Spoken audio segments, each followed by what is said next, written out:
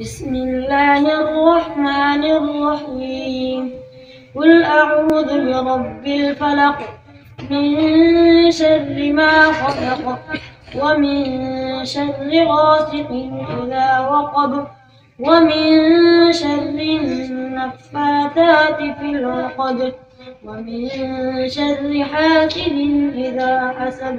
بسم الله الرحمن الرحيم. قل أعوذ برب الناس ملك الناس إله الناس من شر الوسواس الخناس الذي يوسوس في صدور الناس من الناس. بسم الله الرحمن الرحيم.